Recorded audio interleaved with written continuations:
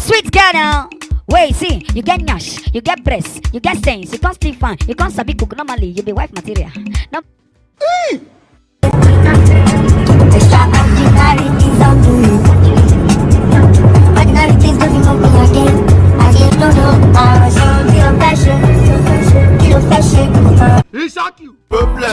Problem.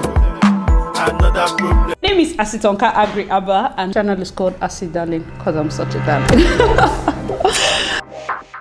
So hi guys and welcome back to my YouTube channel. It's your girl Asi Darling. Hey, Nigerian tailors are among the people that God will specially judge. God has to judge them separately. Like their own judgment day is separate.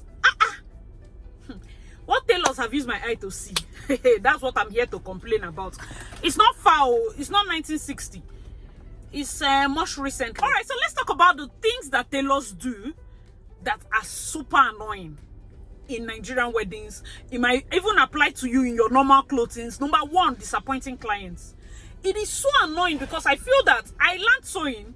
So I think that most tailors, by the time you look at a style, at the back of your mind, you're like, 2 days, I'm done. And then they take so many outfits, so many clothes, and they get choked up. And then they underestimate the fabric. They underestimate the thing. Oh, I have zip, and you find that you don't have zip. I have this, you find that you don't have. And then, because me, I'm working, the kind of events we handle are like people's special day. You know the way wedding is. Another thing, tailors that don't pick calls. I don't understand, number two. I don't understand how a tailor will not pick call. You're a tailor, you're a designer, you're a bespoke artist, you're a creative director, any name it goes by. I do not understand why you will not pick calls. NYC people are everywhere. Try to get somebody, 30K, 40K, 50K. They should just be in charge of your calls and WhatsApp so that they can get back to us as soon as possible. You know the way wedding is. The moment a bride cannot reach her designer, it's cause for panic. Do you understand? I on my own end, I will be like, oh no, don't worry, that designer, I know her, she can do the work, she's very good. But you're not picking your calls. The third point is making the client feel like you're doing them a favor. So okay, because you're a celebrity designer, were you not paid? Is it free? So why are you acting like you're doing them a favor by picking the call? They should be glad that they're in the presence of the one and only creative director of no. That's a red flag. If you're planning an event and you see any of these red flags, in fact, that's what I'll call this video, red flags to look out for when you're choosing your wedding designer, or your wedding tailor, or whatever. This is a red flag. Anybody that makes you feel less, anybody that you have to overgreed. See, one thing I always tell my clients is make sure your vendors are happy. So yes, we can chill, pet you, you know, just to be sure that they get fantastic jobs. It's good. But not the one that we have not even settled. You're already giving me that air. I know that, see, we get this thing a lot in Lagos. Lagos people are just rude because they first feel that you want to be rude. I don't get time for that nonsense now. Trust me, the moment you bring that leg, I'm like, it's even pidgin I will first and speak. So that wherever your skull, you went to drop your skull, you bring it down. Because I don't have time. So when you now find out that, oh, this one is down to air to a hand, and I start becoming nice. Or sometimes they will be rude first because I say, oh, my name is Asi. When you now find out it's 3003, you now want to shine teeth. You know, some people are weird like that. You see people that are nice to me, planner, and you'll be rude to my clients. Who do you think is paying you? Do you understand? It's so weird. Who do you think is paying you? Simply because they call with another normal number and then you're giving them like, oh no, this. And you know, sometimes no matter how much we praise you as a designer, these are the people paying you. If they get a vibe that is not right, they're not going to call you for the job. And that's on period. The fourth point is not following up on conversations. This is very important. Like, I know that I know a particular vendor, I think hair, she missed out on a big job for this my Abuja wedding because she didn't follow up on conversation. I got all her details. I gave the client reached out to her for like 2 weeks. She just blanked. And then by the time she was following up on the conversation, we had moved on. The client had gotten another person. If you do not follow up on conversations, it's very easy for you to lose the job. I get it, because even when I'm writing exams or I have 1001 things to do, I am not able to follow up on conversations. Or maybe when people use longer routes like DMs, or you do not use email. Email is good. Or WhatsApp. WhatsApp is even the fastest route that at least someone can definitely answer you. If it's not that way, it can deter us. Even as businessmen, I'm not just saying only tailors, but if they have already established a conversation with you as a designer, please follow up on your conversation. Follow up. I carry God name beg you. There's a particular designer that we're supposed to get measurements from. She has gotten the bride's measurements, so wanted measurements to use to do a robe. And so they beg you. Till today, she didn't answer us. She have not sent it. In fact, we used another person's measurement to send. The robe is ready. Everything is set. Like, come on. You know, there's a way people act that will make you be like, what? Just get somebody. If one person is rude, or the person you got before didn't have sense, use a HRO company and get people. Get people that are already vetted. Get people that already know what they are doing, and bring them to your work. It helps you a whole lot. The fifth one is wardrobe malfunction. Hey, wardrobe malfunction. Like, when they are fitting the dress, is tearing. You go and use net that is like sponge. The dress is tearing. The dress is breaking. Like, I don't even understand. And you see, the client is basically tensed because the event is like in a couple of days, and everything is just tearing. Or some that the morning of the event, as we put hand inside, wardrobe malfunction. Like, why? That's the fifth point. Like, that gets me a lot. As a designer, if it's possible, always have an emergency person on ground, especially when you send all these high ticket. Like, some of these dresses cost like 500, 600K, 650. We're talking $2,500 dress cost. Oh, yeah. Yes, people bought it. Yes, they paid for it. Before you are there saying, eh? Yes, in this Nigeria, no, not France. Here, people paid for it. So when you're looking at those high ticket items, we cannot even have wardrobe malfunction. It doesn't make sense. It doesn't make sense.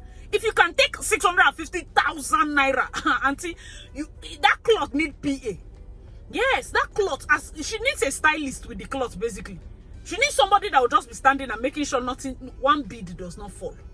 It just makes sense, because if you can even put it in such a way that you charge, instead of 650, charge 660, so that you bring that extra person. It's an extra touch. As a designer, think of things that will make a client say, even when you make your dress from her, she specially sent somebody to follow you to be sure that, you know, that kind of thing. The person doesn't know that person's charge is already integrated into the bill. Do you understand? Like, integrated into your bill, you're getting this, and you're going to get somebody that will specially maybe come to corset you. A lot of people give those like a separate bill, and then you find brides that are like, don't worry if it's a separate bill. But do you know that? Let me even tell you the secret. If you tell somebody that one pen is also amount, but pen and book is also amount, you find people that are more willing to buy the pen and book combo than buy pen and buy book.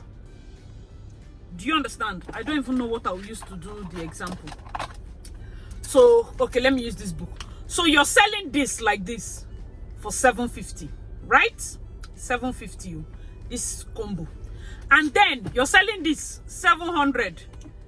And, no, sorry, you're selling this 500 and this 100 naira, like this. You will see people that are still like, but they will think that this one of 750 is a good deal. Do you understand? Like, as long as, in fact, I bought that book, pen came with it. The pen now looks like free gift, because in their mind, the book is worth the 700 and this is like a free gift. So when you add the amount that the dresser or the person that is coming to dress them is supposed to charge, when you add it in the bill, it gives them this edge of, okay, the bill contains all these things, because somebody will pay 650,000 for dress. When you charge them 15,000 or 10,000 for somebody that will dress them, that one will pain them. In fact, they will not even want to pay that.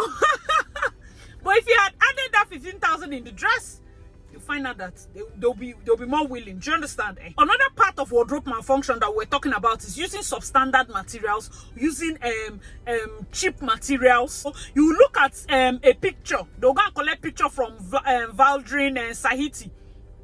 that you're saying that it's using Mikado silk, it's using those French lace, you can use Okweke lace and bridal satin.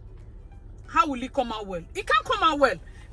What I ordered versus what I got, but how much did you pay? Because if you hear some of these people that you're going to munch their work, most of these big designers that are based in Kosovo, you can munch their work and give Surah the tailor. You want her to do what? Magic. Can't work now. It can't work. So when you look at it that way, you now see the area. But when they pay you top bar as a designer, if you know there's something you cannot do, please say you cannot do it. We are seriously tired of people doing what they are not supposed to do.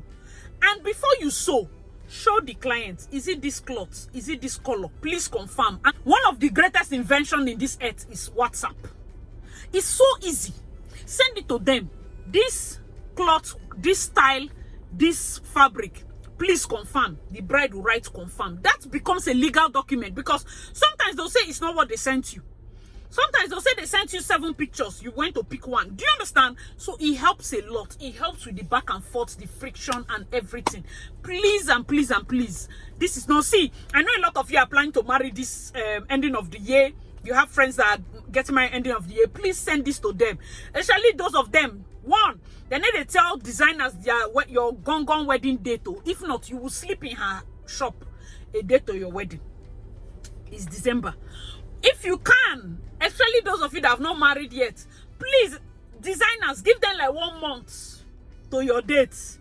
Give them like 2 weeks, especially for those of you that, if you're the kind of person that you increase and decrease, 2 weeks to your date is safer. But if you're the kind of person that maintains weight, just look, please ask questions. Before, even the top designers are the ones that are giving me headache. It's not these ones that I'm even sobbing. It's not small, quirky people. Top design. Another part that I feel like is really plaguing the design industry is lack of creativity. Everybody looks alike. Jesus Christ. Everybody is almost doing the same thing. So when I see something that is different, it's like a breath of fresh air. I am so happy. I am so happy. Like when I see something different, it's like, wow, this is so nice. Granted, this past few years, a lot of designers have started putting on their A game. People are doing like fantastic things. I feel like, I know that as an upcoming designer, you might be looking at it like, oh, if Vicky James does a style, I want to copy the style so that will be like the inspiration, the recreation. I personally feel like you're drawing yourself back if you continue to replicate the designs of top designers. Start to think of your own style. Start to think of your own style.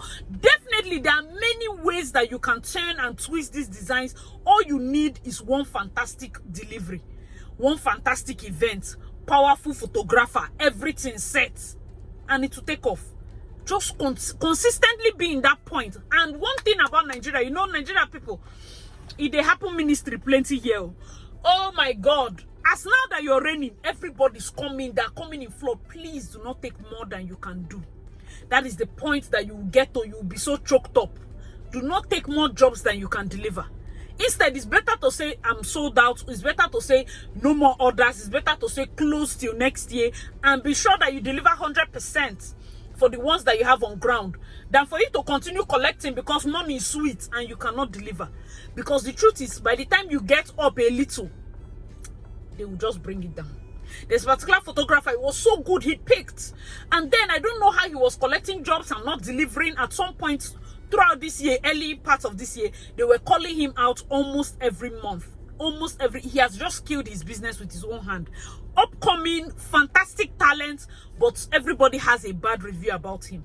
It's not a nice thing, okay? So if you notice any of these red flags in your designer, please, it's either you run, or you know, find a way to work around it. But for me personally, I feel like if you're going to be doing your event, the last thing you want is to be shocked. The last thing you want to do is to be chasing tailor up and down. The last thing you want to be doing is to be panicking. Oh, when will my dress come? Oh, what is happening? Oh, what spoiled the dress? Oh, the dress is not fitting. Hey, do the hand. Hey, zipper spots. You know, this kind of thing. So it's best to use a sound person. It's better to use someone of integrity, someone that is going to answer your calls, someone that knows what she's doing. And then if it's a complicated outfit, if you can, please pay for somebody that will dress you. Some people feel like an event planner should know everything. I will know how to corset your dress. I will know how to fix lashes. I will know how to. Somebody even asked my girl, like, do you have power bank? Abi, do you have USB code? She was like, no, she doesn't have. And she was like, then what are you doing? Abi, what is your job? USB code. They just feel like an event planner is like Messiah. You should have everything. Sometimes it's not like that. Maybe the person is using Apple. They won't have USB cord. So please, as much as possible, your dress is very important. As a bride, your look is important. If you do not look good, you will not feel good. If you don't feel good, you will not smile. If you don't smile, your picture will be ugly. And you know now, that's the only memory you have. So, hope you guys enjoyed this video. If you enjoyed this video to this point, please make sure to subscribe. Give me a big fat thumbs up as usual. I remain your girl, Asik Darling. Share these videos to all your friends that have events coming up. And I'm sure they will love it. Check out my other wedding videos and I'll see you in my next one. Bye guys!